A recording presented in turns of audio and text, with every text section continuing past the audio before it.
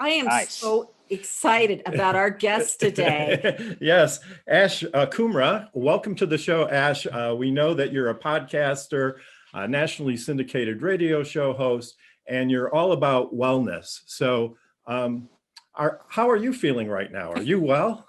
Well, I'm laughing so much in my head. You two are like this comedic duo. You guys need to do stand up. I'm serious. I really enjoy just hearing you talk. You guys are like, I love your dynamic. But on a serious note, I'm super happy to be here. Honored to be here with all these amazing guests. I'm doing great. You know, what's interesting is I've been saying this to a lot of people. I'm very happy about 2021. And when I say that, it's not from a political, it's not from a, is the pandemic, seeing the light of the tunnel, all these, I just feel that 2021, I just get this vibe that everyone wants to find ways to normalize their life. I don't know what you both think about that. Thank you for asking. Yes. We have been in our business, I'm an intellectual property attorney, and actually things have been pretty steady for us. But the things that we miss are the things like getting together with our family as often, being able to go outside, going to restaurants was one of our favorite pastimes. And I think a lot of people are missing out on those activities. So I'm desperately waiting to get back to that. I'm excited about 2021. I think that we're going to come out the other end of this dark tunnel we've been in. And I think people are going to be so much more appreciative. I know I am. That's really a good point. Yeah. I feel that the reason why I say that is because I feel that what you just said, Elizabeth, is really key, is that gratitude is being tested to another level right now. So one of the reasons why I love wellness, one of the reasons why I love doing what I do and have conversations like this with you all is because I think we need to remind ourselves that it's more important than ever to appreciate what you have right now. And I think gratitude, and I think being kind, and I think embracing the uncomfortability and saying, you know what, I dealt with some stuff, but there is a light at the end. I don't know. I just feel really good about all that. And I feel that there's this collective energy around. And I feel that this year, we're going to see more of that. So when I think of wellness now, I think wellness is less about just your skincare routine or are you meditating? It's more about how are you appreciating what's in front of you.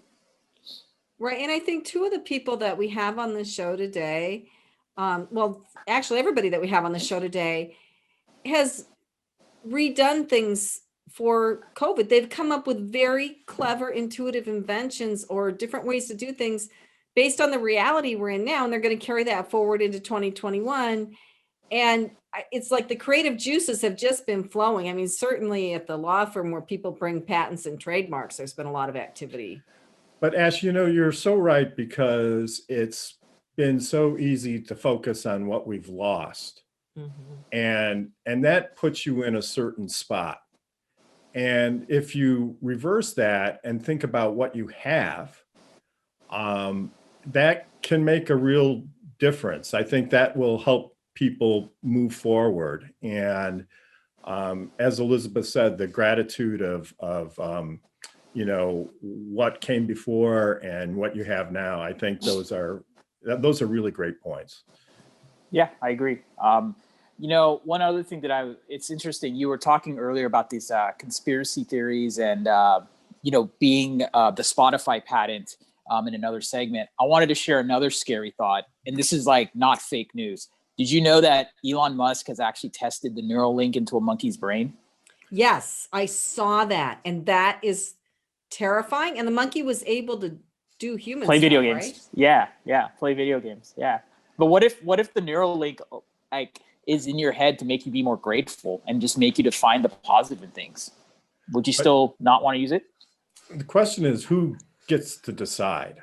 Yeah. Right? Yeah. Because if it's somebody you like and it's the types of thoughts you like, then you're cool with it.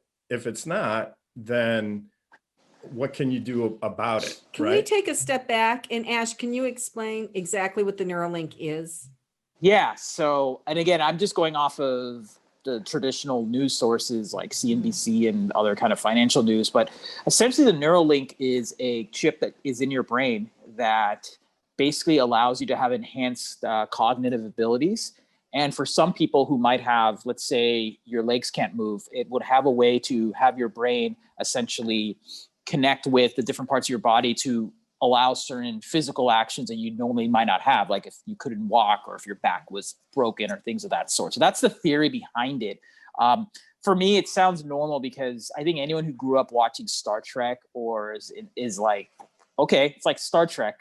I've seen this already. You've seen data and you've seen all these, different neuroscientific kind of cross technology. So, but yeah, that's essentially what Neuralink is, I believe. And I don't know if the intention behind it was meant to do those functions, but it's people like Elon Musk. And I think you talk about 2021 and repivoting and changing. I think these technologists and visionary type thinkers are probably saying, what else can I do given what's happening? Maybe they're trying to accelerate the Neuralink because they're seeing that a lot of people might not trust themselves or they want to have this thing. I don't know if I would ever use it, but I think there's some people who generally want it. I think that we've all been trained to be afraid of things like that because you can't make a good movie unless something goes wrong.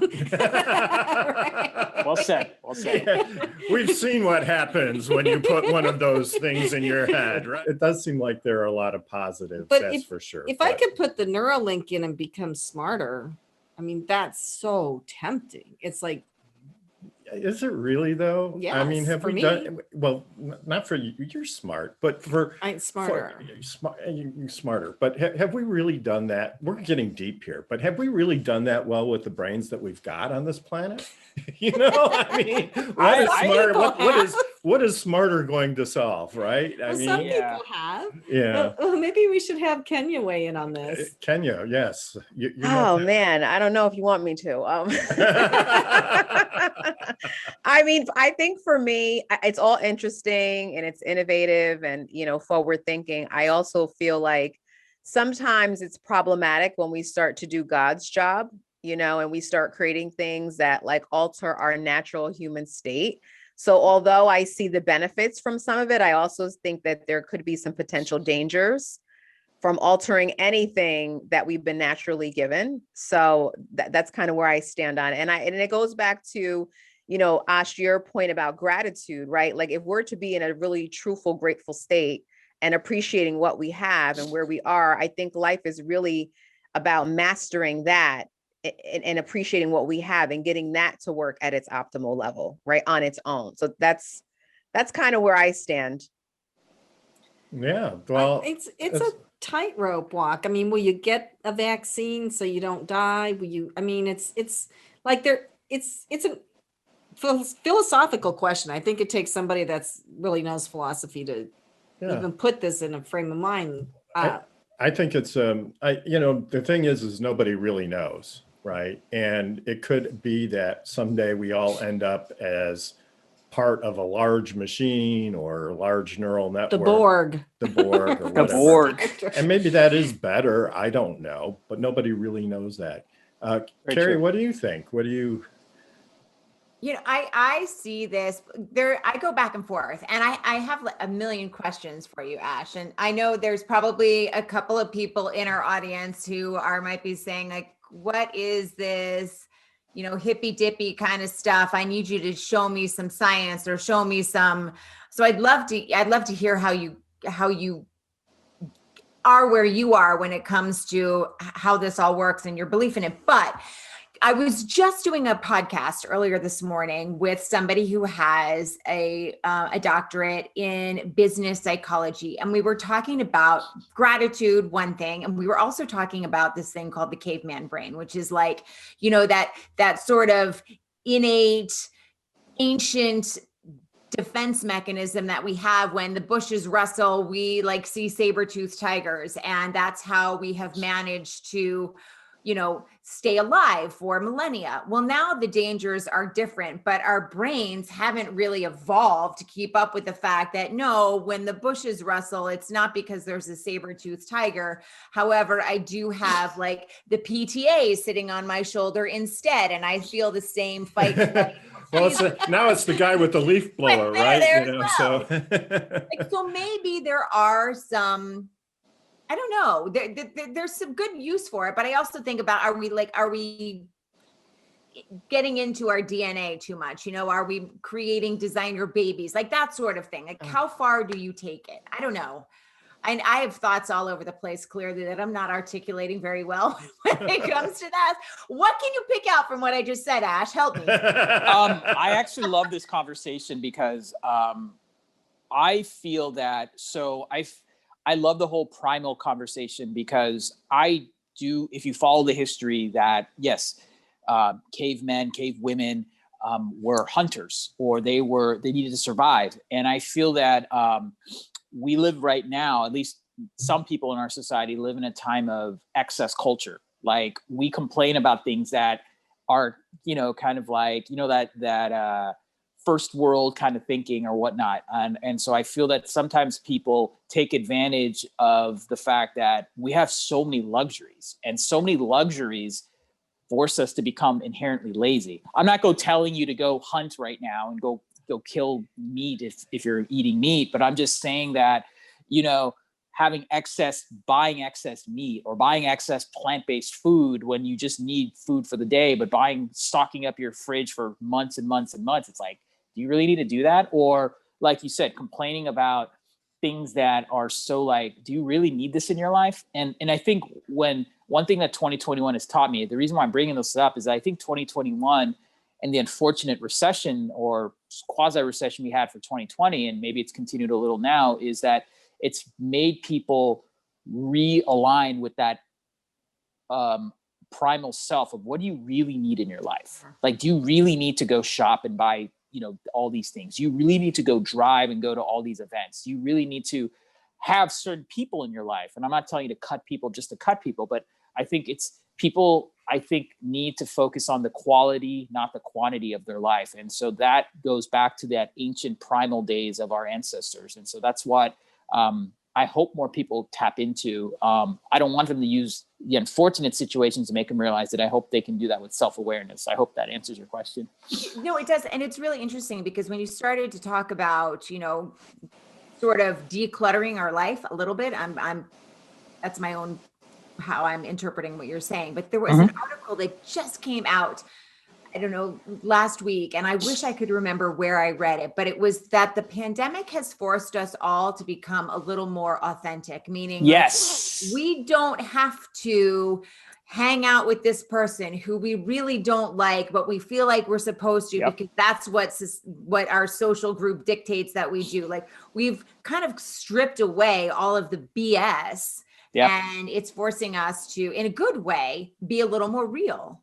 Be more real and just live a more normal life. Like but generally caring less. I think, and I think there's a lot of reasons why this excess culture's happened. I have a love-dislike relationship with social media. I mean, I'm on social media right now talking to you all, so I love the communication capabilities, and it's been able to allow my podcast, my radio show, and other content I do reach audiences I would never reach. But at the same time, it's a drug too, where if you get on it, you can use it for that short-term hit, for, oh my God, I want to post a status and look at my likes. Or you could say, oh, well, people don't like this, or I'm getting attacked for these views.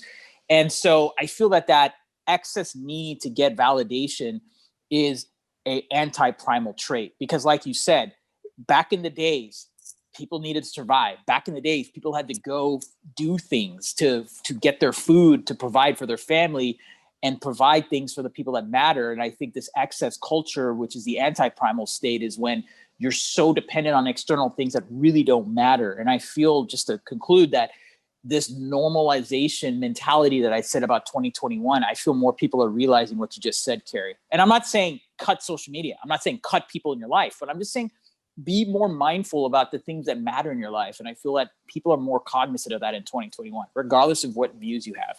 Yeah, I think so. I think I've cut a lot of things out that I used to really enjoy, like shopping. But I found there was one thing that I've had for a long time that I actually needed more of in 2020. and that I have more of in 2021. And Richard knows what that is. Those are cats. You want Well, more cats. but Yeah, we also got more wine. cats. Wine.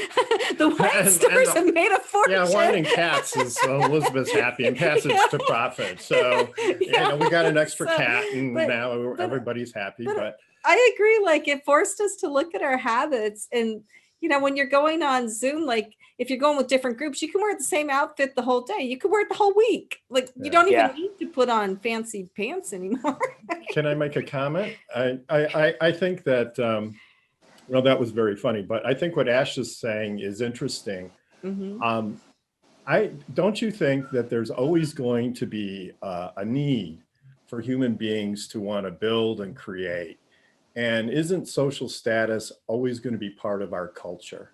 And just what is social status has changed since cave person times, but there's always going to be this need to be the best. And, maybe it's because we want the most safety. Maybe instead of physical need safety, it's financial safety, or we want to attract the best mate, or, so these kinds of things, I think, are also biologically ingrained in us.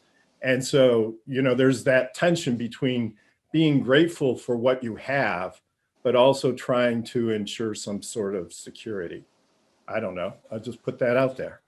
I have a thought on that. So I think the more authentic way, since we're talking about authenticity, about competing is about competing with yourself and about looking at things from within to external, not from letting external impact my inner, if that makes sense. Like your inner view should influence how you see your world versus the outer views shouldn't influence how you see things from the inside. And I feel that more people are starting to see that. So I agree with you that we have a status-driven mentality, but the status-driven mentality, I think the people who are getting it are realizing that the better version I can be of myself, the better fruits of benefits I will get from the external world. So for instance, if I went through a big weight loss type of thing. Like fitness was like one of my 2020 goals. Like the coronavirus pandemic, that whole era,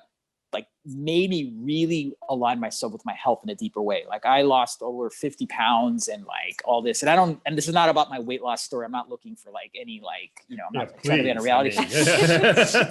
but I'm just making a point that like I noticed changes, like the healthier I got, the more opportunities came in my life. Opportunities that I was chasing in business, opportunities I was chasing on a personal level. Why? Because I was so focused on being the best version of myself, competing with myself. And people subconsciously or inherently want to be around those types of people, whether it's myself or our esteemed guests who are focused on building things and focused on doing things that they're divinely meant to be.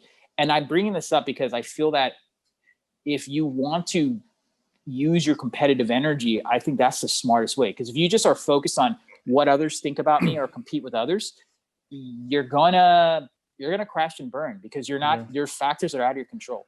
I completely agree with that. I think that's a technique to be better and to be your best self.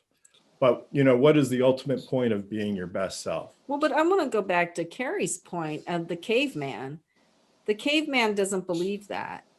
Our caveman selves don't believe that. They want to build the Taj Mahal. They want to build the pyramids. They want to build the biggest hut on the island, whatever, going way, way back. They want to be kings and queens. And so we've always had that caveman piece of us that is like, I have to compare myself to other people and be better. Okay, so that's where I respectfully will partially disagree with you. I'm not disagreeing with you that men and women in our time, whether it's Cleopatra, you talk about the pyramids, or you talk about, historical figures like Alexander the Great or modern day, success stories.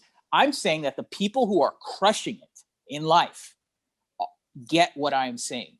The ones that are consistently building a vision, building an empire, as you want to say, or building a dream business, they realize that in order to be successful, they have to first be the best version of themselves, because that's how you attract the best people to do the work, whether it's with you as a business partner or whether it's with people who you hire. people don't want to work with people who are externally driven by what others think about me. They'd rather work with someone who's like, this man or woman or person has their, you know what, together. I want to be around that energy, that vibe.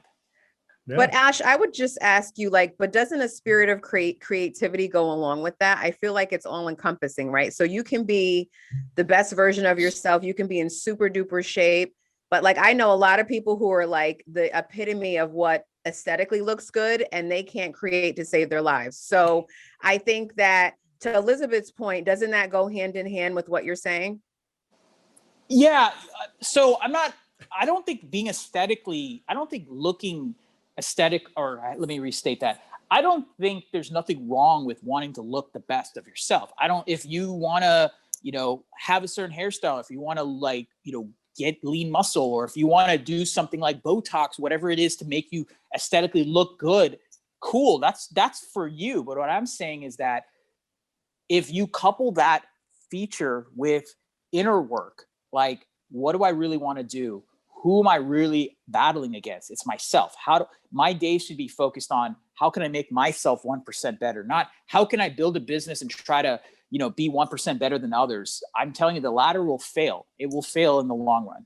You know what? It's interesting. I'm going to use a news analogy to sort of bring this home, because I see all the different points that everybody's making, but I've worked at stations across the country and in all different networks and ownership groups, and it's inevitably this. It's the winner is the dominant number one station in terms of the rating in every market is the one who's concerned with what's going on in their own newsroom. And because they are so focused on what they have to do, it's always a dominant number one. I mean, they blow 2, 3, and 4 out of the water, because 2, 3, and 4 are busy looking all over and seeing what everybody else is doing. And then they're trying to catch up. They're like, oh, let's go over here. Oh no, now this station's doing this, so we have to follow up. And their eye is never on the prize. It's always on what everybody around them is doing. And that's inevitably, when you dig down into the deep, that's why they're not winning. And I mean, there's a bunch of other stuff that goes along with it. and so also, to just bounce off of what Carrie and Ash said, I did once have a mentor who said, if you want to be a better leader, work on yourself. And it really is true that you can't be a better leader without being a better person. And I always took that advice to heart, and we continue to work on ourselves. So I think we need to just shoot our caveman self down and say we're going to be the enlightened person. There is something we can take away from the caveman primal versions of ourselves, is that focus on what you really need, and also embrace the uncomfortability. So that's a theme that I think I feel needs to be talked about more. And I feel in 2021, hopefully people could be more self-aware to see this, is that it's okay to be uncomfortable. It's okay to embrace it. It's have conversations about things, be vulnerable. These are reasons why I love wellness and mental wellness specifically. It's because this is how your mind evolves. And I wanted to go back to something you said, Kenya, earlier about creativity. And I would agree with you, Carrie, that the best, at least as a broadcaster, the best broadcasters that I've ever met or have seen are the ones that literally are working from what can I do that's I'm meant to do, not on what is trending. I have a philosophy that the best entrepreneurs or the best creators follow a purpose, not a trend. And I'll give you a really quick example. So let's say I wanted to create a social network for tennis players. And it was literally, think about like a Facebook for tennis players. There's two ways to think about it.